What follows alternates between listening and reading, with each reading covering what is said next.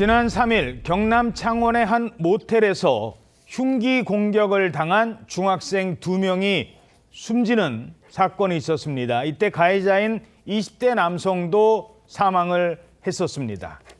자, 그런데 이 가해자, 이 남성이요, 모텔에서 그 범행을 저지르기 5시간 전에 또 다른 범행을 저질렀다는 사실이 뒤늦게 확인됐습니다. 그러니까 그때 5시간 전의 범행을 제대로 처리했더라면 이라는 아쉬움이 남는 겁니다.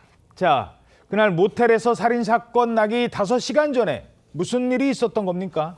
피의자인 20대 남성 A씨는 중학생 상대로 범행을 저지르기 약 5시간 전인 낮 12시경에 창원시 마산 회원구에 있는 한 여성의 집에 흉기를 들고 찾아갔습니다. 이 여성은 피의자와 교제 중이었던 것으로 알려지고 있는데 여성의 이별 통보에 이 남성이 흉기를 들고 주거지까지 찾아갔던 것이었습니다. 이 여성은 생명의 위협을 느껴서 급히 주변 행정복지센터로 피신했고 경찰에 신고를 부탁한 것으로 파악되고 있는데 이 행정복지센터 관계자에 따르면 당시 여성이 외투도 안 걸치고 있었다. 다급하게 신고를 해달라고 하더라라면서 당시 긴박했던 상황을 전했습니다. 자, 자기 옛날 여자친구한테 흉기 들고 갔었던 거예요. 오죽 급하면은 그 동사무소 주민 행정복지센터로 갔겠습니까? 자, 그러면 그때 신고가 접수가 됐고 경찰이 출동을 했을 텐데, 그런데 5시간 후에 또 다른 범행을 저질렀다? 이게 어떻게 된 겁니까? 네, 신고를 접수받은 경찰이요, 길거리를 배회하던 20대 이 남성 가해자를 발견했습니다. 지구대로 이미 동행한 뒤에 특수협박 혐의로 조사를 했는데 이 남성은 조사에서 혐의를 부인했습니다.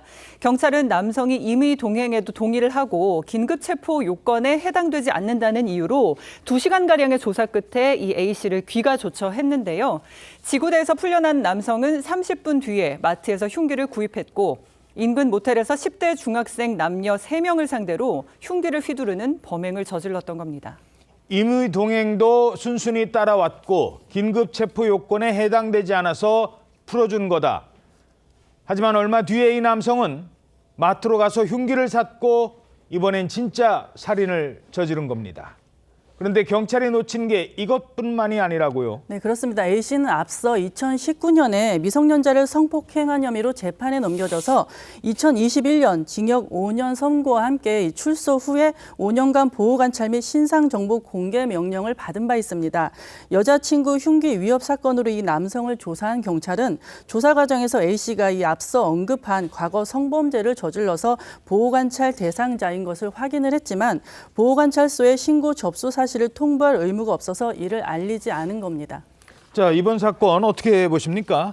그렇습니다. 이번 사건 같은 경우에는 사실은 경찰에서 임의동행하게 되면 6시간 내밖에 조사를 못합니다. 그러다 보니 이 사람이 긴급체포를 안 하고 보냈기 때문에 실제적으로 그렇게 조치를 못했기 때문에 사고 난 겁니다. 실제적으로 보호관찰하게 되면은 의문 없다 하더라도 공조로 해서 통보는 가능하거든요. 근데 아마 조사하면서 공지를 좀 안 했던 것 같아요. 그러다 보니 일이 발생이 했는데, 그러니까 아마 경찰이 좀 적극적으로 했다고 한다면 중학생 3명의 피해를 막을 수는 있었는데 적극적으로 안 하고 그냥 법적인 절차 따라서만 그 범위를 했기 때문에 실제적으로 저 남성을 깊이 조사도 안 하고, 원래 특수협박 같은 경우에는 저희가 흉기를 보이면 체포도 하거든요. 예. 체포를 안 하고 임의동행이니까는 6시간 내에 조사를 끝내고 석방을 해야 되는 상황이 벌어지니까 저렇게 된 거라고 좀 보기 때문에 좀 안타까운 마음이 있습니다.